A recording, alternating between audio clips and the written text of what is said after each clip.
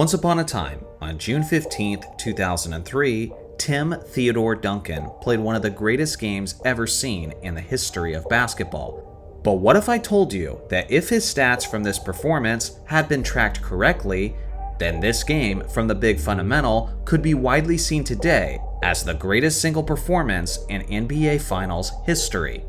So here's what you really need to know. Duncan was dominating the New Jersey Nets in the 2003 NBA Finals in such a way that we had never seen a power forward dominate on the game's biggest stage.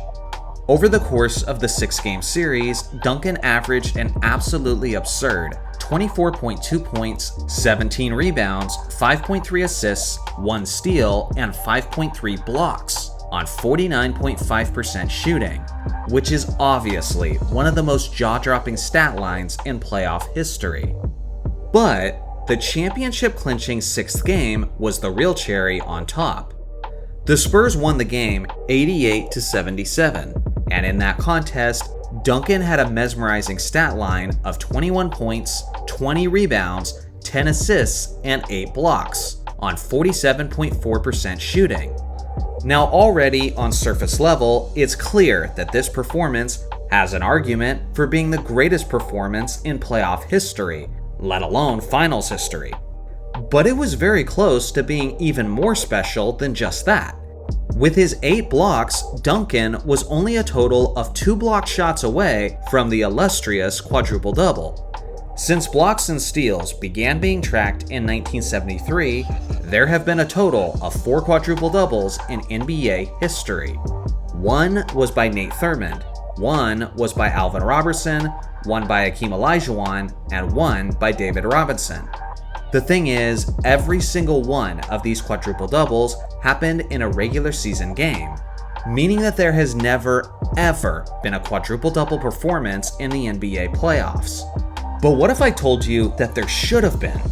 According to an endless amount of videos and articles online, the common belief on the internet seems to be that Tim Duncan should have been credited with a quadruple-double in his championship-clinching performance. Essentially, it comes down to these 8 blocked shots. The story is that the game's statistician incorrectly tracked Duncan's blocks, and should have given him an additional 2 blocks, thus giving Timmy the quadruple-double.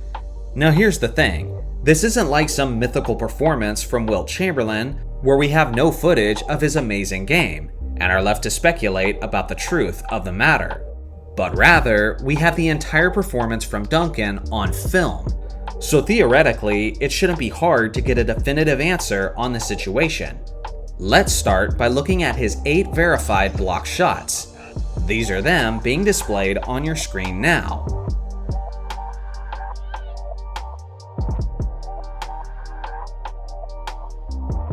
So I think we can all agree that these confirmed blocks look pretty legit. But now is where things get really interesting, because now we're looking at the plays that allegedly should have been counted as blocks as well for Tim Duncan.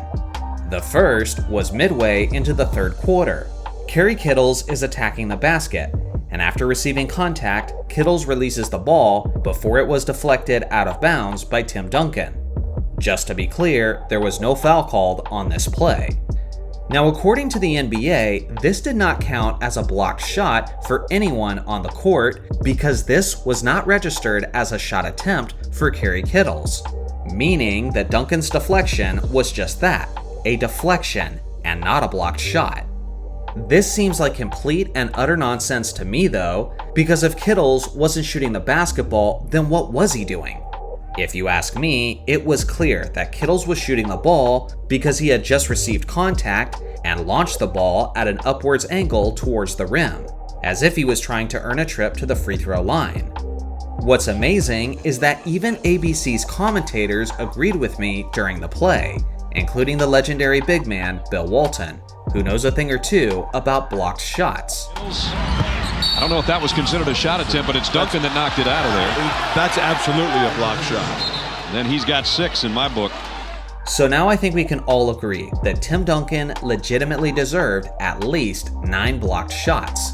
But now let's look at the alleged 10th block, which is what he needed for the quadruple-double. This one happened with just under 5 minutes left in the 3rd quarter, Richard Jefferson gets the basketball at the top of the key. He drives the lane and then drops a bounce pass to Kenyon Martin, who goes up for the shot, which is then blocked by either David Robinson or Tim Duncan.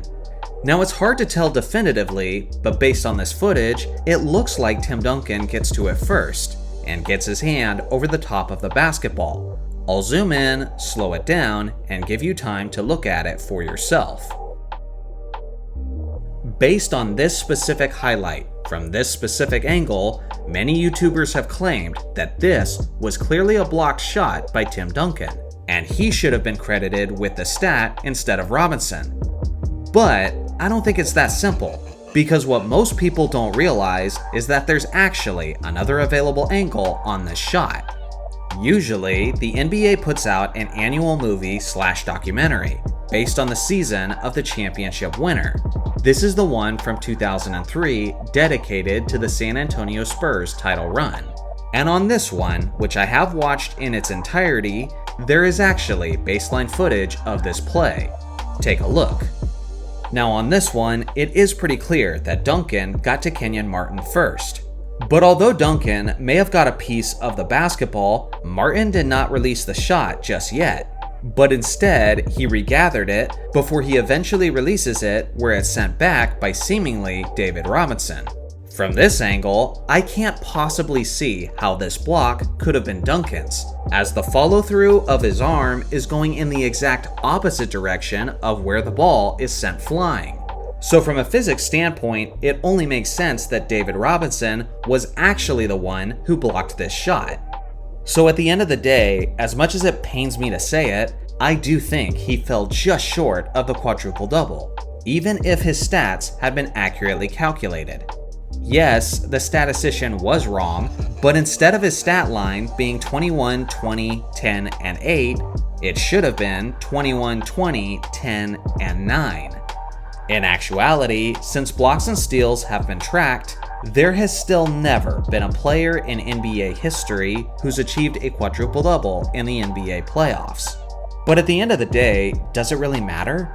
Even without that quadruple-double accomplishment on his resume, there is still no question that this was one of the select few greatest performances of all time, and quite possibly the greatest performance that the league has ever seen in a championship-clinching game. So now it's your turn. Is there any performance in the finals that's more impressive than this one? And where does the big fundamental rank on your list of greatest players? I look forward to hearing your thoughts in the comment section below. Thanks for watching as always. Make sure to like and subscribe for more basketball content, and I'll see you guys in the next video.